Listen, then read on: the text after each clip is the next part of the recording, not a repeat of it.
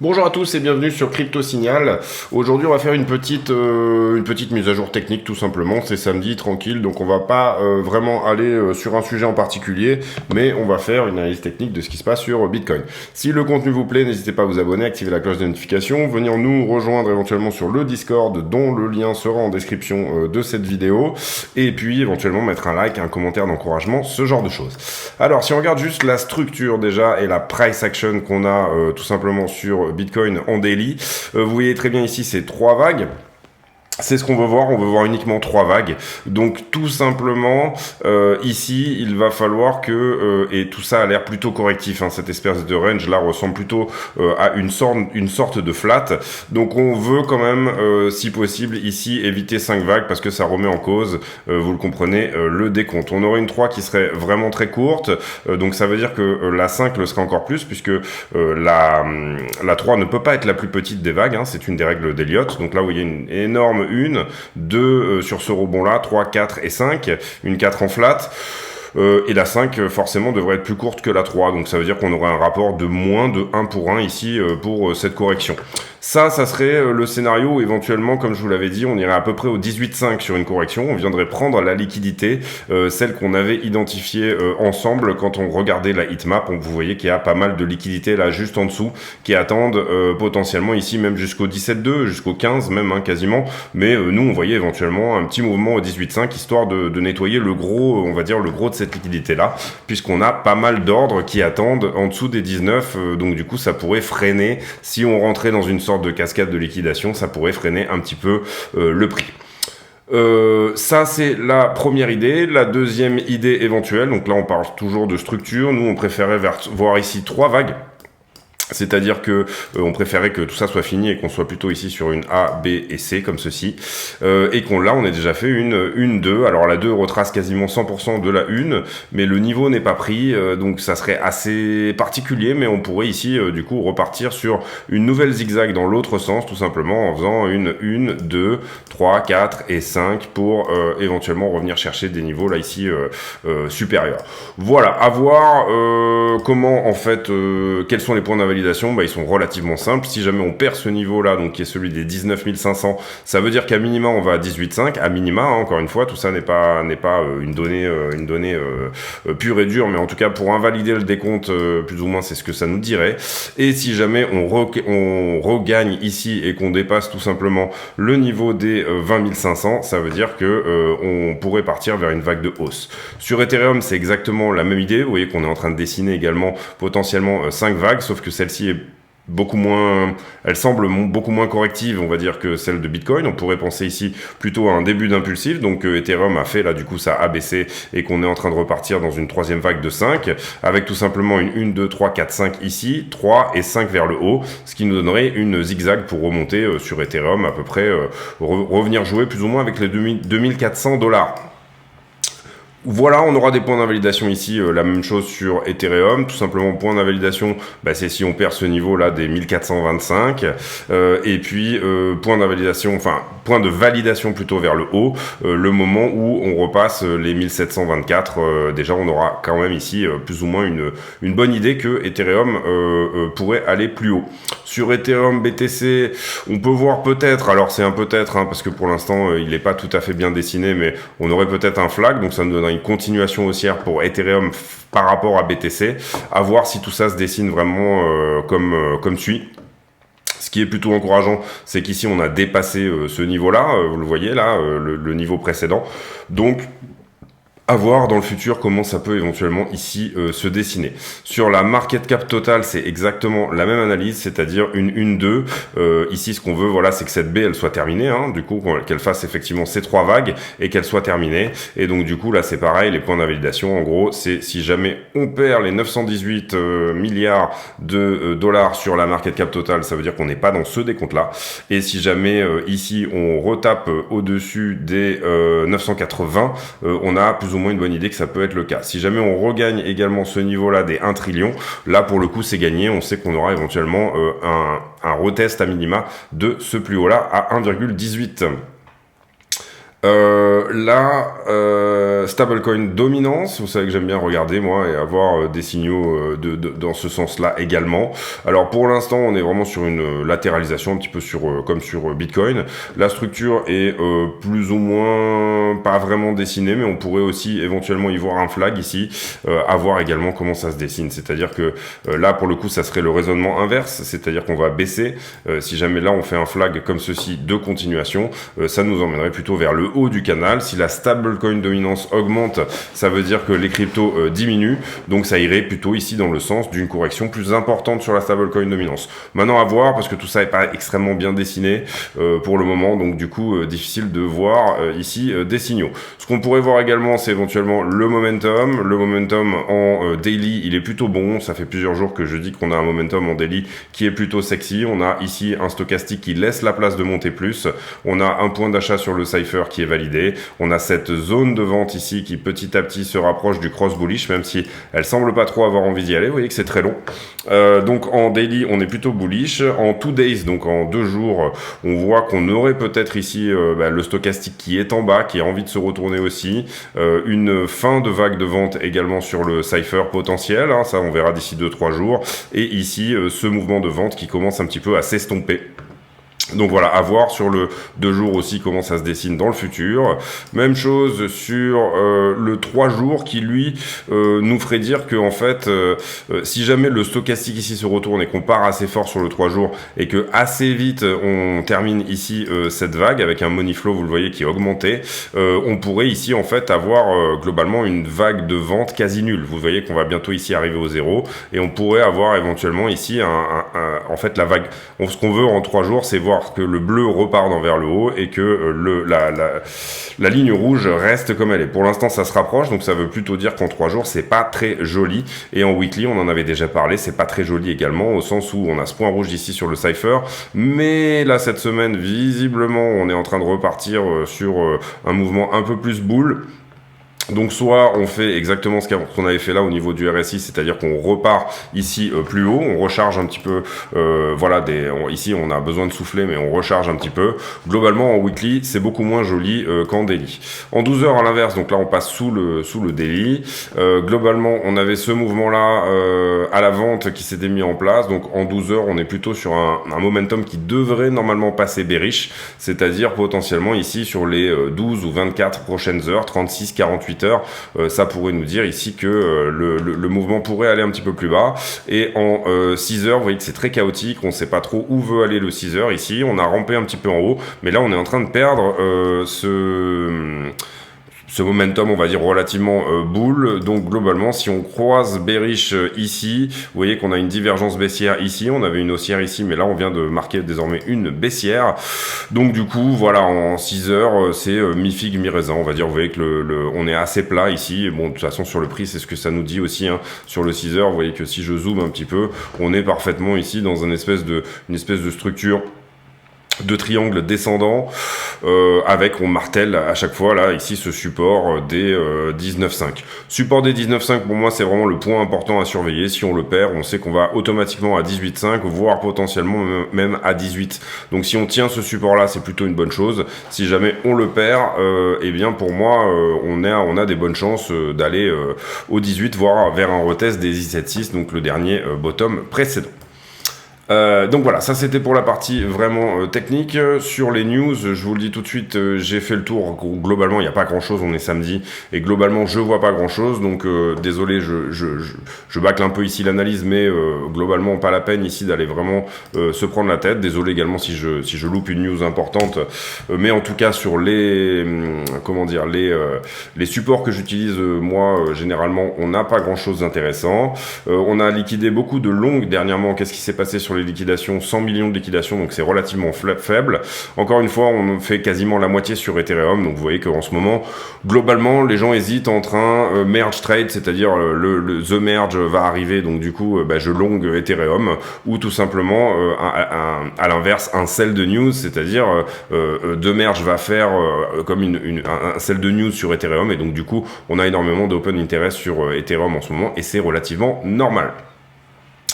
Ensuite, on va faire les marchés en levier. On les a pas fait hier, donc on va reprendre un petit peu le fil ici. La dernière vidéo qu'on a faite, c'était à peu près à ce niveau-là. Qu'est-ce qu'on a eu depuis? On a eu un petit peu de long là, donc on va potentiellement pouvoir décaler ce niveau ici. Ensuite, chute de l'open interest, bah là en fait on liquide du short, donc c'est normal que le funding remonte. Ça veut pas forcément dire qu'il y a des nouveaux shorters dans l'histoire. Ce niveau-là a été pris. Ici, on a une augmentation de l'open interest, mais avec un funding qui reste plutôt plat. Donc globalement, on aurait eu un niveau de long à mettre ici et on aurait eu un niveau de short à mettre ici, ce qu'on va faire, puisque lui n'a pas été pris. Et ensuite, ici, on déleverage du long, donc c'est normal aussi que le funding diminue. Et puis, derrière, on a ici augmentation du funding, donc on avait du longueur qui était rentré à ce point-là, mais vous voyez qu'on vient de les prendre avec cette mèche ici. Et puis, derrière, on a beaucoup plus de shorters qui rentrent ici sur Bitcoin. Vous le voyez, puisqu'on a une augmentation de l'open interest et en même temps une diminution du funding. Donc, globalement, on aura un niveau de short également à prendre, je dirais, à peu près par là. Voilà, le CVD au spot est latéral, ça c'est la demande au spot réel, donc c'est plutôt latéralisant. Donc est-ce qu'on pourrait avoir ici un retournement ou on est sur un plateau? En tout cas, est-ce qu'on pourrait continuer avec un CVD au spot qui est plutôt favorable à Bitcoin? C'est ce qu'on verra potentiellement dans les jours prochains. Sur Ether, et là je vais actualiser du coup comme ça, hop, autant pour moi. Sur Ether, qu'est-ce qu'on a? On a, depuis la dernière vidéo, pris ce niveau-là. Hop. Ensuite, ici, on repart sur légèrement du long. Donc, on va noter un niveau de long à prendre ici. Donc, les stops des longueurs en levier seraient probablement par là. Ensuite, on a une augmentation également. Donc, ça, j'ai dit, c'est du long. Après, ici, on a encore du long qui est rentré, mais vous voyez qu'il a été nettoyé depuis. Ici, un fort niveau qui se construit également sur du long, donc pour moi pas de point de short à prendre en haut de ce niveau là, encore que peut-être ici on a eu un petit changement sur le funding, mais on va pas forcément le noter. Ici on déleverage, donc c'est normal que le funding descende et le nombre de contrats descende, et ici on est plutôt sur une latéralisation de l'open interest tout en faisant descendre le prix. Ça veut dire qu'on nettoie du longueur, mais vous voyez qu'ici le funding est tellement important qu'on peut considérer que Ethereum est relativement quand même shorté ici et ici, d'accord, les deux niveaux où le funding est vraiment impressionnant. Voilà, donc on aura ici peut-être un petit nettoyage à faire jusqu'au minimum 1006. Ethereum qui est énormément shorté quand même, donc on est plutôt sur cette idée d'un trade en sell de news que en qu'on soit toujours dans le buy de rumeur, admettons, ou en tout cas dans le merge trade. Vous voyez ici, et ça je vous l'avais expliqué aussi il y a quelques jours, que bon, déjà on a un CVD spot qui descend, donc ça c'est plutôt pas en faveur d'Ether, et que on a atteint des niveaux de funding qui sont les mêmes que quand on avait fait le gros short squeeze de juin-juillet. Donc ça c'est intéressant, et c'est ce que j'avais expliqué dans une vidéo également, c'est qu'on pourrait avoir ici, à contrario, alors c'est pas intuitif, mais on pourrait avoir une explosion du prix au niveau de The Merge, tout simplement en short squeeze. Si tout le monde se met à le shorter en même temps en disant on va faire un gros sell de news sur la news, il se passe exactement l'inverse, c'est-à-dire qu'en fait on est sur une explosion du prix. Alors à voir ce que va nous dire le CVD. Je pense pas qu'il y ait énormément de gens qui soient dans l'optique d'acheter après, enfin ça serait plutôt dans la logique de partir sur un sell de news, effectivement. Donc à voir effectivement si tout ça se met en place, mais en tout cas on sait qu'on a beaucoup de monde en short là-dessus, et que ça c'est des niveaux relativement vraiment importants, notamment celui-ci là qui est vraiment énorme au 1710. Donc on pourrait avoir au niveau de The Merge, je sais pas pourquoi je l'ai pas noté, pourquoi il est plus là, mais bon voilà. On va mettre ici en 2 pixels pour vraiment, vous voyez ici le pic de funding et l'open interest qui augmente, et ici également on avait ce pic de funding également avec donc aux 2000 $, on a du short à prendre. Alors ces gens-là peuvent gagner, ils sont pas obligés de perdre, c'est pas forcément obligatoire qu'on les fasse perdre, mais néanmoins on sait qu'ici il y a de la liquidité et que peut-être ça vaudra le coup d'aller tout simplement chercher cette liquidité. La heatmap on l'a déjà montré, on va regarder maintenant plus ou moins les niveaux de liquidation à prendre. Vous le voyez là, on est sur Ether, donc autant pour moi on va faire Bitcoin en premier. Bitcoin en premier avec un peu plus de shorter sur ces derniers temps, donc ça pourrait favoriser aussi un rebond, c'est-à-dire que pour aller prendre leur liquidité, on pourrait faire exactement l'inverse de ce que pense le marché. Et on a ici beaucoup plus de monde sur Ether, et là vous le voyez en l'occurrence chez iBlock, dans les 5 derniers jours, on a rentré plus de liquidité au niveau des longueurs. Par contre, vous voyez qu'elle est systématiquement nettoyée. Là, par exemple, quand on était monté, on a eu cette très grosse position, vous le voyez, c'est les boules rouges là ici qui s'étaient ouvertes. Alors on avait déjà eu une grosse position en short qu'on est venu nettoyer, et là on a cette très grosse position en longue qu'on est venu nettoyer également. Est-ce qu'on va aller nettoyer cette position là, par exemple au 1588, ou potentiellement est-ce qu'on a toujours ce niveau, vous voyez qu'on a été shorté là quand on était en haut, c'est plus ou moins les niveaux que je vous expliquais au 1007, et on a aussi un vieux niveau, là on voit que les 5 derniers jours, mais on a un vieux niveau qui se trouve au 2000. Donc intéressant à voir, est-ce que tout ça va se faire avant The Merge, donc dans les jours prochains, ce week-end peut-être, ou pas, ça va pour moi dépendre pour beaucoup du CVD au spot. Pour le moment sur Bitcoin il est latéral, donc difficile de donner une direction, et sur Ether on voit qu'il est plutôt à la descente depuis le 12 août désormais, donc voilà, on a peut-être ici plus ou moins une information comme quoi le CVD ne se retournera pas dans ce point-là. Maintenant si le CVD est en descente, ben, on va en profiter du côté des market makers pour venir liquider plutôt ceux qui sont en longue, et pour moi on est en ce moment vraiment à la croisée des chemins, c'est-à-dire qu'on a autant de liquidités au-dessus du prix que en dessous, donc du coup en fait les market makers pourraient laisser faire tout simplement, ne pas avoir ici à investir et à vendre des BTC au spot pour manipuler le prix, mais le laisser descendre de lui-même tout simplement et laisser faire ce mouvement jusqu'à une éventuelle, ensuite étant donné que le prix va descendre, on va accumuler encore plus de shorters en haut, et donc là on aura un éventuel retournement pour short squeezer jusqu'à 2000 voire 2004. Donc tout ça, si on le regarde et si on le met en... Excusez-moi. Hop, désolé, autant pour moi. Donc voilà ce fameux tipping point où potentiellement on pourrait vraiment ici être pas loin d'un mouvement violent dans un sens ou dans l'autre. Un mouvement violent vers le bas sur Ether, ça serait reprendre le niveau des 1000, et un mouvement violent vers le haut, ça serait tout simplement retourner aux 2000, voire potentiellement 2004, si à un moment donné on est encore plus shorté là-dessus. Bon, l'idée ici c'est que, bon, je vous l'ai expliqué d'ailleurs sur le travail sur les vagues. L'idée également c'est qu'on a une jolie épaule tête épaule ici. Si je me mets sur le prix d'Ether, vous allez bien la voir si on se met dans la bonne time frame et surtout qu'on se met sur Ether bien évidemment. Là, on a une épaule tête épaule ici. Pour l'instant on a réussi à repasser au-dessus de la ligne de coup. Si jamais on commence à dévisser ici, effectivement le niveau à prendre, enfin la target de cette épaule tête épaule, je vous la mets dans le 1000, c'est tout simplement les $1000 par rapport au point de cassure. Vous voyez qu'on est là à 1119. Pardon, sur la ligne de coup ici, donc oui on est là à 1139. Donc voilà, je me suis bien mis au bon endroit.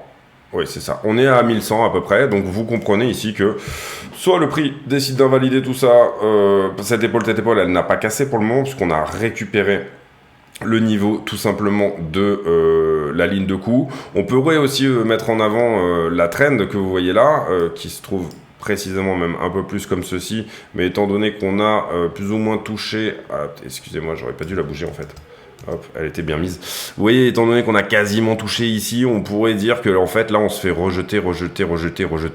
Donc si jamais le prix décide vraiment de péter ici cette droite jaune, logiquement elle mériterait d'être légèrement au-dessus d'ailleurs, et ben comme on l'avait fait là, hein, d'ailleurs, très jolie déviation, et ben du coup on pourra donner une direction haussière à Ethereum si vraiment on s'installe de l'autre côté de cette tendance. Voilà, donc à surveiller pour moi sur Ether le niveau des 1481, et surtout si on perd les 1427, on est définitivement baissier puisqu'on est parti pour une 5e vague bien évidemment. Si jamais ici on devait rebondir à un certain moment, on calculera ici je pense le 0,618, c'est-à-dire les $1510. C'est un peu ce qu'on a fait là d'ailleurs, mais c'était avant le point le plus haut. Je sais pas pourquoi il n'est pas bien placé, oui voilà. $1505, où là éventuellement on pourrait vraiment noter une vague 2. On a quelque chose qui pourrait s'apparenter un petit peu à un triangle ici, vous le voyez. Donc ça évoque plutôt de la continuation, qui pourrait être plus ou moins, en tout cas en chartisme, quand on en rentre par le bas d'un triangle, en général on en sort par le haut, c'est-à-dire que c'est une figure de continuation. Voilà un petit peu, voilà, on pourrait aussi voir un flag éventuel.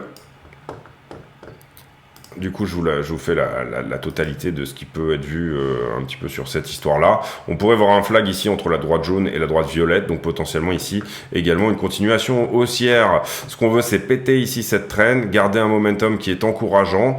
Si jamais on devait faire ici une continuation haussière, vous voyez que ça serait juste le mât qui est là, donc ça serait a priori pas énorme, en tout cas sur ce qu'on voit ici en chartisme.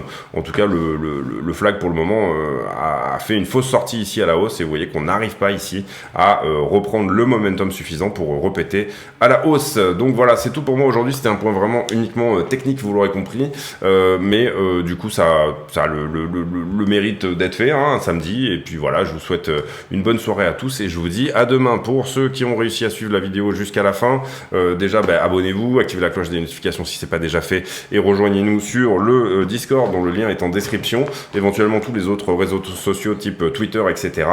Et bien entendu, j'ai pour habitude de poser une question à la con en fin de vidéo, c'est-à-dire demander aux gens qui ont réussi à rester jusqu'à la fin de répondre par un commentaire à la con. Et aujourd'hui, la question à la con sera est-ce que vous êtes un bon photographe, ou est-ce que en général, quand vous essayez de prendre une photo, ça a l'air plutôt plat et pas très graphiquement réussi. Ça sera la question du jour, j'ai pas trouvé mieux, mais voilà. Je vous dis à demain et merci de votre fidélité, et on se retrouve demain pour un nouveau point pour le BTC face au dollar en point météo. À très bientôt, ciao.